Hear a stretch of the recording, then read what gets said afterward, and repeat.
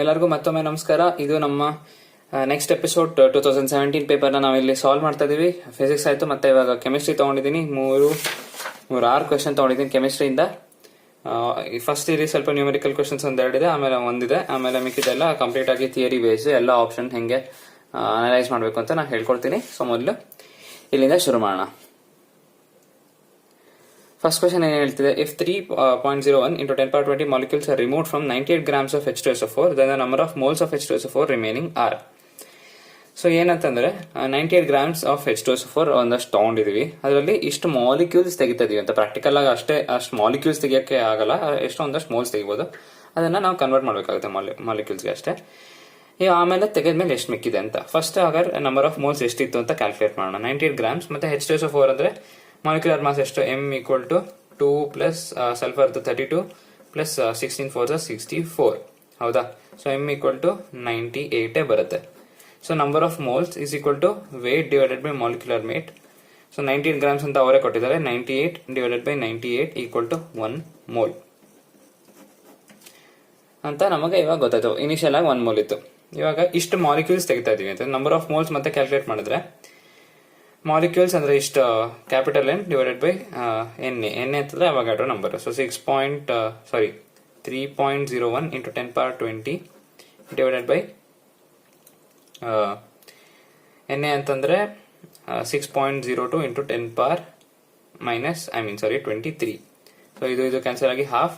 So 0.5 into 10 power minus 23 ಅಂತ ನಮ್ಗೆ ಸಿಗುತ್ತೆ. ಆಕ್ಚುಲಿ ಐ ಥಿಂಕ್ ಅವ್ರು 98 milligrams ಕೊಟ್ಟಿದ್ರು ಅಂತ ಅನ್ಸುತ್ತೆ. ಅದಕ್ಕೆ 98 milligrams ಅಂತಂದ್ರೆ 10 power 1 mole into 10 power minus 3 ಬರುತ್ತೆ. So 1 into 10 power minus 3 moles ಬರ್ಬೇಕು. ಆಕ್ಚುಲಿ ಇಲ್ಲಿ ನಮಗೆ 0.5 into 10 power, ಐ ಥಿಂಕ್ ನಾ ಕ್ವೆಶನ್ ಕರೆಕ್ಟ್ ಆಗಿ ಬರ್ದಿಲ್ಲ, ಮಿಲಿಗ್ರಾಮ್ಸ್ ಬರಬೇಕು. ಸೊ ಇಷ್ಟನ್ನ 0.5 into 10 power minus 3, ಇದು 20 minus 23 3 ಆಗುತ್ತೆ. ಸೊ 0.5 into 10 power minus 3 ನಾವು 1 into 10 power minus ಇಂದ ತೆಗಿತಾ ಇದೀವಿ. ಸೊ ಮಿಕ್ಕಿದಷ್ಟು 1 minus 0.5 ಅಂದ್ರೆ 0.5 ನೇ ಮಿಗುತ್ತೆ. ಸೊ ಆಪ್ಷನ್ ಸಿ ಪರ್ಫೆಕ್ಟ್ ಆಗಿ ನಮಗೆ ಕರೆಕ್ಟ್ ಆಗಿ ಸಿಗುತ್ತೆ. ಇದೊಂದು ತಪ್ಪು, ನಾನು ಅರ್ಜೆಂಟಲ್ಲಿ 98 grams ಅಂತ ಬರೆದ್ಬಿಟ್ಟಿದ್ದೀನಿ, ಮಿಲಿಗ್ರಾಮ್ಸ್ ಆಕ್ಚುಲಿ ಕೊಟ್ಟಿದ್ದು, ಇವಾಗ ನೆನಪಾಯ್ತು. ಸೊ ಆಪ್ಷನ್ ಸಿ ನಮ್ಗೆ ಪರ್ಫೆಕ್ಟ್ ಆಗಿ ಕರೆಕ್ಟ್ ಆಗಿ ಸಿಗುತ್ತೆ. ನೆಕ್ಸ್ಟ್ ಕ್ವೆಶನ್ ನೋಡೋಣ. The coordination number and the oxidation state of the element M in the complex is. ಇದರದ ಕೋಆರ್ಡಿನೇಷನ್ ನಂಬರ್ ಏನಪ್ಪಾ ಅಂತ ನಾವು ಕಂಡುಹಿಡಬೇಕು. En ಅಂತಂದ್ರೆ ಇಥಿಲಿನ್ ಡಯಾಮೀನ್ ಅಂತ ನಿಮಗೆ ಗೊತ್ತಿದೆ. ಸ್ಟ್ರಕ್ಚರ್ ಹೆಂಗಪ್ಪ ಇರುತ್ತೆ, CH2 NH2 ಹೌದಾ? ಕೋಆರ್ಡಿನೇಷನ್ ನಂಬರ್ ಇದ್ರದ್ದು ಏನು, ಇಲ್ಲೊಂದು ಎಲೆಕ್ಟ್ರಾನ್ ಪೇರ್, ಇಲ್ಲೊಂದು ಎಲೆಕ್ಟ್ರಾನ್ ಪೇರ್. ಸೊ ಇದು ಒಂದೇ ಸತಿಗೆ 2 ಕೊಡಬಹುದು, ಹೌದಾ? ಬಟ್ ಇಲ್ಲಿ ಎಷ್ಟಿದೆ, 2 into 2 ಎಷ್ಟು, ಈಕ್ವಲ್ ಟು 4. C2O4 ಮೈನಸ್ ನೋಡೋಣ. C2O4 2 negative. ಆಕ್ಚುಲಿ ಇದು ಈ ಅಯಾನ, ಇದರಲ್ಲೂ 2 ಕೊಡಕ್ಕೆ 2 ಇರುತ್ತೆ, 2 lone pair of electrons, because 2 negative charge ಇದೆ. C double bond O minus ಮತ್ತೆ C double bond O minus, ಇದರಿಂದ ಒಂದು ಕೊಡಬಹುದು, ಈ ನೆಗೆಟಿವ್ ಚಾರ್ಜ್ ಒಂದು ಕೊಡಬಹುದು. ಸೊ ಅದಕ್ಕೆ ಇದ್ರದ್ದು ಡೆನ್ಸಿಟಿ 2 ಆಗುತ್ತೆ. So 4 + 2 total 6. ಡೆನ್ಸಿಟಿ ಇದ್ರದ್ದು 6 ಅಂದ್ರೆ ಎಲ್ಲ ಇಸ್ಕೊಂಡಿದೆ ಇದು ಮೆಟಲ್ ಅಯಾನ್. ಸೊ ಇದು ಆಕ್ಸಿಡೇಷನ್ ನಂಬರ್ 6 ಆಗುತ್ತೆ. ಮತ್ತೆ ಹಾಗಾದ್ರೆ ಬಿ ಮತ್ತೆ ಡಿ ಆಪ್ಷನ್ ಕಿತ್ತಾಕೆ, ಯಾಕೆ ಅಂತಂದ್ರೆ ಅದು ನಮಗೆ ಬೇಕಾಗಿಲ್ಲ. 6 ಮತ್ತೆ 6 ಇರೋದು ಆಪ್ಷನ್ ಎ ಮತ್ತೆ ಸಿ, ಅವೆರಡು ಆಪ್ಷನ್ ಇನ್ನು ಬದುಕಿದೆ. ನೆಕ್ಸ್ಟ್ ಆಕ್ಸಿಡೇಷನ್ ಸ್ಟೇಟ್ ಕಂಡುಹಿಡಬೇಕು. ಎಮ್ದು ಎಕ್ಸ್ ಅಂತ ಇಟ್ಕೊಂಡ್ರೆ, ಇಥಿಲಿನ್ ಡೈಮೈನ್ ಇದು ನ್ಯೂಟ್ರಲ್ ಮಾಲಿಕ್ಯೂಲ್, ಇದ್ರದ್ದು ಏನಿರಲ್ಲ, -2 ಇದ್ರದ್ದು -2 ಇಂಟು ಒಂದು ಮಾಲಿಕ್ಯೂಲ್ ಅಲ್ಲಿ 2 ನೆಗೆಟಿವ್ ಚಾರ್ಜ್ ಇದೆ, ಬಟ್ ಆ ತರ ಒಂದೇ ಇರೋದು. So -2 into 1 equal to NO2 minus ಅಲ್ವಾ ಆಕ್ಚುಲಿ. ಸೊ ಇದ್ರ ಮೇಲೆ ಪ್ಲಸ್ ಚಾರ್ಜ್ ಇರುತ್ತೆ ಕಾಂಪ್ಲೆಕ್ಸ್ ಮೇಲೆ, ಸೊ ಈಕ್ವಲ್ ಟು +1 ಅಥವಾ -1 ಇಂಟು ಈಕ್ವಲ್ ಟು 0 ಅಂತಾನು ಬರೀಬಹುದು, ಎರಡು same. So x equal to x - 2 equal to 1, x is equal to 3. So ನಮಗೆ ಆಪ್ಷನ್ ಎ ಕರೆಕ್ಟ್ ಆಗಿ ಸಿಗುತ್ತೆ. ನೆಕ್ಸ್ಟ್ ಕ್ವೆಶ್ಚನ್ ನೋಡೋಣ. Addition of mineral acid to an aqueous solution of borax, the following compound is formed. Reaction NCERT ನಲ್ಲಿ ಕೊಟ್ಟಿದ್ದಾರೆ. ನಾನು answer ಹೇಳಕ್ಕೆ ಈ question ತಗೊಂಡಿದ್ದು ಆರ್ಥೋಬೋರಿಕ್ ಆಸಿಡ್ ಅಂತ. ಏನೇ ಆಗಲಿ H3BO3 ಈ ಆಸಿಡ್ ಫಾರ್ಮ್ ಆಗೋದು. ಇದು ಬೋರಿಕ್ ಆಸಿಡ್ ಅಥವಾ ಆರ್ಥೋಬೋರಿಕ್ ಆಸಿಡ್ ಅಂತಾನು ಕರಿಬಹುದು. ಈ ಆಸಿಡ್ ಫಾರ್ಮ್ ಆಗುತ್ತೆ ಬೋರಾಕ್ಸ್ ಇಂದ. ಐ ಥಿಂಕ್ ಬೋರಾಕ್ಸ್ ಅಂತಂದ್ರೆ B4O7 ಸಮಥಿಂಗ್ ಆತರ ಏನೋ ಇದೆ ಅಲ್ಲ, Na2B4O7. ಅದು ರಿಯಾಕ್ಷನ್ ಕರೆಕ್ಟ್ ಆಗಿ ಕೊಟ್ಟಿದ್ದಾರೆ. ಇದು ಒಂದ್ಸತಿ ನೋಡ್ಕೊಳ್ಳಿ ಕರೆಕ್ಟ್ ಆಗಿ. I think first PU syllabus ಇದು. ಹಾಗಾದ್ರೆ ಇವಾಗ ಪಿ ಬ್ಲಾಕ್ ಎಲಿಮೆಂಟ್ಸ್ ಇಂದ ಐ ಥಿಂಕ್ ಇದು ತಗೊಂಡಿರೋದು. ಪಿ ಬ್ಲಾಕ್ ಎಲಿಮೆಂಟ್ಸ್ ನ 2 ಡಿವೈಡ್ ಮಾಡಿದೆ. ಒಂದು ಸೆಕೆಂಡ್ PU ನಲ್ಲಿದೆ, ಒಂದು ಸೆಕೆಂಡ್ ಇಯರ್ ಅಲ್ಲಿ, ಒಂದು ಫಸ್ಟ್ ಇಯರ್ ಅಲ್ಲಿ ಇದೆ. ಫಸ್ಟ್ ಇಯರ್ ಇಂದ ಇದು ಈ ಕ್ವಶನ್ ತೆಗೆದುಕೊಟ್ಟಿರೋದು. ನೆಕ್ಸ್ಟ್ ಕ್ವಶನ್ ನೋಡೋಣ. The ವ್ಯಾಂಟ್ of factor I accounts for. I ಯಾವಾಗ್ಲೂ ಎಕ್ಸ್ಟೆಂಟ್ ಆಫ್ ಡಿಸೋಸಿಯೇಷನ್ಗೆ ರಿಲೇಟೆಡ್. ಯಾವಾಗ ಬೇಕಾದ್ರೂ ನೋಡಿ, ಅಕಸ್ಮಾತ್ KCl ಅಂತ ಕಾಂಪೌಂಡ್ ಇದೆ, ಇದನ್ನ ವಾಟರ್ ಹಾಕಿದಾಗ ವ್ಯಾಂಟ್ ಆಫ್ ಫ್ಯಾಕ್ಟರ್ ಏನಾಗುತ್ತೆ ಅಂತಂದ್ರೆ 2 ಆಗುತ್ತೆ. ಬಿಕಾಸ್ K+ ಮತ್ತೆ Cl- ಎರಡು ಅಯಾನ್ಸ್ ಡಿಸೋಸಿಯೇಟ್ ಆಯ್ತು. ಅದಕ್ಕೆ ಇದರ ಐ ವ್ಯಾಲ್ಯೂ ಈಕ್ವಲ್ ಟು 2. ಇವಾಗ ಏನ್ ತಗೋಣ, Na2SO4 ಅಂತ ತಗೊಂಡ್ರೆ ನಾವು ಇವಾಗ ಸೋಡಿಯಂ ಸಲ್ಫೇಟ್, ಇದನ್ನ ವಾಟರ್ ಹಾಕಿದಾಗ ಇದರದ್ದು ವ್ಯಾಂಟ್ ಆಫ್ ಫ್ಯಾಕ್ಟರ್ ಎಷ್ಟು ಅಂತಂದ್ರೆ ಇದರದ್ದು 1 + 2 + 1 3 ಆಗುತ್ತೆ. ಇದರದ್ದು I = 3.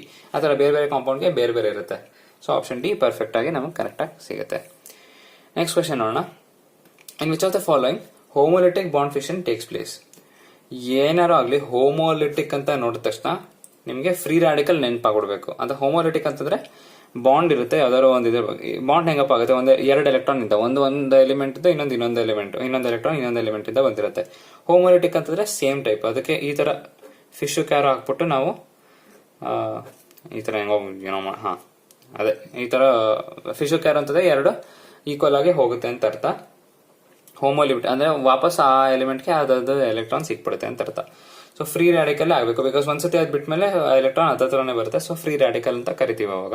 ಸೊ ಆಪ್ಷನ್ ಕರೆಕ್ಟ್ ಆಗುತ್ತೆ. Addition of HBr to double bond ಅಡಿಷನ್ಗೆ HBr ಬರ್ಬೇಕಂತಂದ್ರೆ ಇದು ಪ್ಲಸ್ ಇದು ಮೈನಸ್ ಆಗಿ ಬಂದು ಪೊಲಾರಿಟಿ ಕ್ರಿಯೇಟ್ ಮಾಡಿ ಯಾವುದಕ್ಕೆ ಅದು ಇಂಡಕ್ಟಿವ್ ಎಫೆಕ್ಟ್, ಆಮೇಲೆ ಮಾರ್ಕೋನಿಕ್ ಆಫ್ ರೂಲ್ ಅದನ್ನೆಲ್ಲ ಯೋಚನೆ ಮಾಡಬೇಕಾಗುತ್ತೆ. ಸೊ ಅದಕ್ಕೆ ಈ ಆಪ್ಷನ್ ಅಲ್ಲಿ ನಾವು ಹೋಮೋಲಿಟಿಕ್ ಅಲ್ಲ, ಇದು ಹೆಡ್ರೋಲಿಪ್ಟಿಕ್ ಬಾಂಡ್ ಇದೆ. ಸೊ ಅದಕ್ಕೆ ಇದು ತಪ್ಪಾಗುತ್ತೆ. Alkaline hydrolysis of ethyl chloride. ಇದಕ್ಕೆ ಬೇಸಿಕ್ ಮೀಡಿಯಂ ಅಲ್ಲಿ ನೀರ್ ಹಾಕ್ಬಿಟ್ಟು, ಅಂದ್ರೆ ಈಥೈಲ್ ಕ್ಲೋರೈಡ್ ಅಂತಂದ್ರೆ C2H5Cl, ಇದಕ್ಕೆ ಬೇಸ್ ಹಾಕಿ NaOH ಹಾಕಿ ಆಮೇಲೆ in the presence of water ಅಂತಂದ್ರೆ ಈ ಬಾಂಡ್ ಬ್ರೇಕ್ ಆಗಿ Cl- ಆಗಿ SN2 ರಿಯಾಕ್ಷನ್ ಇಂದ ಫಾಲೋ ಆಗಿ ಇದು ರಿಯಾಕ್ಷನ್ ಮುಂದೆ ಹೋಗುತ್ತೆ. ಸೊ ಅದಕ್ಕೆ ಈ ಆಪ್ಷನ್ ತಪ್ಪು. ಬಿಕಾಸ್ ಇದರಲ್ಲಿ ಪೋಲಾರ್ ಆಗ್ತಿದೆ. It is not homolytic. Nitration of benzene obviously ಅಲ್ಲ. ನಾನು ಸುಮಾರು ಸತಿ ಎಕ್ಸ್ಪ್ಲೇನ್ ಮಾಡಿದ್ದೀನಿ ಈ ರಿಯಾಕ್ಷನ್ ನ. ನನ್ನ ಆರ್ಥೋಪ್ಯಾರಾ ಡೈರೆಕ್ಟಿಂಗ್ ವಿಡಿಯೋನ ಅದರಲ್ಲಿ ನೋಡಿ, ಅದರಲ್ಲೂ ಎಕ್ಸ್ಪ್ಲೇನ್ ಮಾಡಿದ್ದೀನಿ ನಾನು. ಸೊ ಹಾಗಾದ್ರೆ ಲಾಸ್ಟ್ ಕ್ವಶನ್ ನೋಡೋಣ ಇವಾಗ. Which of the following is not ಅಂತ ಬಂದ ತಕ್ಷಣ ಅಂಡರ್ಲೈನ್ ಮಾಡ್ಕೊಳ್ಳಿ. It's not a favourable condition for physics option. Physics option ಅಂತಂದ್ರೆ ಏನಂತಂದ್ರೆ ಇವಾಗ ಸರ್ಫೇಸ್ ಇರುತ್ತೆ. ಫಿಸಿಕ್ಸ್ ಆಪ್ಷನ್ ಅಂತಂದ್ರೆ ಗ್ಯಾಸ್ ಮಾಲಿಕ್ಯೂಲ್ಸ್ ಏನೇ ಮಾಲಿಕ್ಯೂಲ್ಸ್ ಆಗಲಿ ಮೇಲಿಂದ ಬರ್ತಾ ಇದೆ, ಜಸ್ಟ್ ಅದರ ಮಧ್ಯ inter molecular forces of attraction ಇಂದ ಇಲ್ಲಿ ಬಂದು ಇದು ಕೂತ್ಕೊಳ್ಳುತ್ತೆ. ಸೊ ಇದು ಪರ್ಮನೆಂಟ್ ಅಲ್ಲ. ಫಿಸಿಕ್ಸ್ ಆಪ್ಷನ್ ಅಂತಂದ್ರೆ ಯಾವತ್ತೂ ಟೆಂಪರರಿ. ನೀವು ಇದಕ್ಕೆ ಟೆಂಪರೇಚರ್ ಕೊಟ್ರೆ ಅಥವಾ ಪ್ರೆಷರ್ ರೆಡ್ಯೂಸ್ ಮಾಡಿದ್ರೆ ಏನಾರು ಮಾಡಿದ್ರೆ ಇದೆಲ್ಲ ವಾಪಸ್ ಹೊಟ್ಟೋಗುತ್ತೆ. ಅಬ್ಸಾರ್ಪ್ಷನ್ ಆಗಿದೆಲ್ಲ ವೇಸ್ಟ್ ಆಗುತ್ತೆ, ಎಲ್ಲ ವಾಪಸ್ ಹೊಟ್ಟೋಗುತ್ತೆ. ನೀವು ಅಕಸ್ಮಾತ್ ಟೆಂಪರೇಚರ್ ಜಾಸ್ತಿ ಮಾಡಿದ್ರೆ ಇದು ಮಾಲಿಕ್ಯೂಲ್ಸ್ಗೆಲ್ಲ ಎನರ್ಜಿ ಬಂದ್ಬಿಟ್ಟು ಮೇಲೆ ಹೊಟ್ಟೋಗುತ್ತೆ. ಸೊ ಅದಕ್ಕೆ ಹೈ ಟೆಂಪರೇಚರ್ ನಮಗೆ ಆಗಲ್ಲ ಫಿಸಿಕಲ್. ಅಕಸ್ಮಾತ್ ಕೆಮಿಕಲ್ ಅಬ್ಸಾರ್ಪ್ಷನ್ ಆಗಿದ್ರೆ, ಕೆಮಿಕಲ್ ಅಬ್ಸಾರ್ಪ್ಷನ್ ಅಂತಂದ್ರೆ ಇವೆಲ್ಲ ಮಾಲಿಕ್ಯೂಲ್ಸ್ ಮತ್ತೆ ಸರ್ಫೇಸ್ ಬಾಂಡ್ ಮಾಡ್ಕೊಂಡಿರೋದು, ಕೆಮಿಕಲ್ ಬಾಂಡ್ ಆಗಿರೋದು. ಬಟ್ ಈ ಕೇಸಲ್ಲಿ ಆಗ್ತಾ ಇಲ್ಲ. ಸೊ ಅದಕ್ಕೆ ಹೈ ಟೆಂಪರೇಚರ್ ನಮಗೆ ತಪ್ಪಾಗುತ್ತೆ. ಹೈ ಪ್ರೆಷರ್ ಚೆನ್ನಾಗಿ ಅಪ್ಲೈ ಮಾಡಿದ್ರೆ ಇನ್ನೂ ಜಾಸ್ತಿ ಪ್ರೆಸ್ ಆಗಿ ಇನ್ನೂ ಜಾಸ್ತಿ ಅಬ್ಸಾರ್ಬ್ ಆಗುತ್ತಲ್ವಾ. ಸೊ ಅದಕ್ಕೆ ಹೈ ಪ್ರೆಷರ್ ಆದ್ರೆ ನಮಗೆ ಫೇವರೇಬಲ್. ಅದು ಹೈ ಕ್ರಿಟಿಕಲ್ ಟೆಂಪರೇಚರ್ ಇದು ಫೇವರೇಬಲ್. ಲೋ ಟೆಂಪರೇಚರ್ ಹತ್ತಿರ ಆಬ್ವಿಯಸ್ಲಿ ಫೇವರೇಬಲ್. ಅದಕ್ಕೆ ಆಪ್ಷನ್ನೇ ತಪ್ಪಾಗುತ್ತೆ. ಸೊ ಈ ತರ ನಾವು ಈ ಕ್ವೆಶನ್ಸ್ ಸಾಲ್ವ್ ಮಾಡ್ತೀವಿ. ಲೈಕ್ ಮತ್ತೆ ಶೇರ್ ಮಾಡಿ ನನ್ನ ವಿಡಿಯೋನ. ಹಾಗೆ ಫಸ್ಟ್ ಟೈಮ್ ನೋಡ್ತಾ ಇದ್ರೆ ಸಬ್ಸ್ಕ್ರೈಬ್ ಮಾಡೋದನ್ನು ಮರಿಬೇಡಿ. ಸೊ ಫೈನಲ್ ಆಗಿ ತುಂಬಾ ಥ್ಯಾಂಕ್ಸ್ ಈ ವಿಡಿಯೋ ನೋಡಿದ್ದಕ್ಕೆ, ಮತ್ತೆ ಆಲ್ ದ ವೆರಿ ಬೆಸ್ಟ್.